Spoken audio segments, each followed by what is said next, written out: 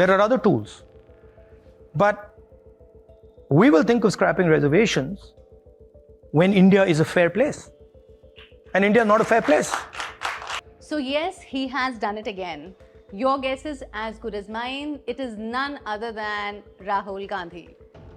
We will think of scrapping reservations when India is a fair space. Now, Rahul Gandhi has stirred up a major controversy with his recent comments on reservations, igniting a nationwide debate. Now, speaking at Georgetown University, he said, "We will think of scrapping reservations when India is a fair place." Now, this statement has raised concerns about Congress's intentions regarding affirmative action. Critics now fear that Congress may look to dilute or even scrap reservations in the future. So whenever we look at the present, it is a great idea to also see what has happened in the past. Now, Rahul's remarks have sparked concerns over Congress's historical stance on affirmative action. The party's track record under Nehru, Indira Gandhi and Rajiv Gandhi also has been questioned before. In fact, Rajiv Gandhi's derogatory remarks towards OBCs still resonate with many, casting doubt on Congress's true commitment to empowering SC, ST and OBC communities. The Congress party's hesitancy on reservations has a long history.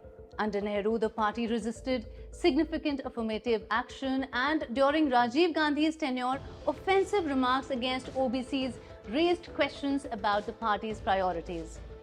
These actions have made many skeptical about Congress's commitment to ensuring equal opportunities for marginalized communities.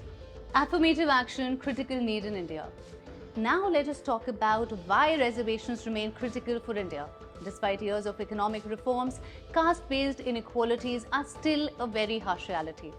Affirmative action in the form of reservations has been vital in addressing historical injustices, ensuring that marginalized communities have access to education, to employment, and to political representation. Now, scrapping reservations when India is far from fair could set back decades of progress.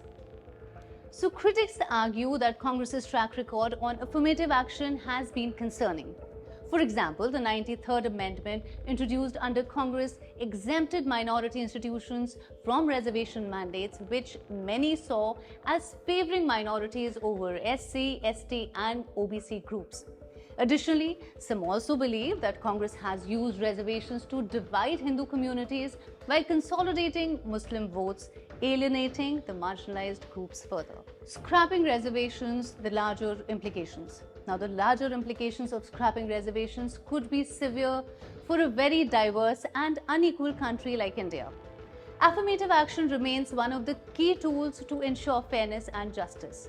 Now, eliminating reservations could also deepen societal divisions and hinder social equity. So the big question is, can India really afford to abandon this critical tool for promoting fairness? The bottom line is that Rahul Gandhi's comments have reignited a very crucial debate. India's path to fairness is long and complex, and affirmative action must remain part of the journey. Now, scrapping reservations prematurely could undo decades of progress, leaving the most vulnerable even further behind. It is not a short-term goal. It's important to understand that this is an ongoing process, and abandoning it too soon could have dire consequences. So we'll continue to follow this developing story as the debate around reservations and affirmative action intensifies. You stay tuned to One India for more insights. There are other tools.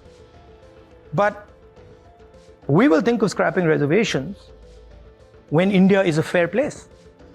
And India is not a fair place.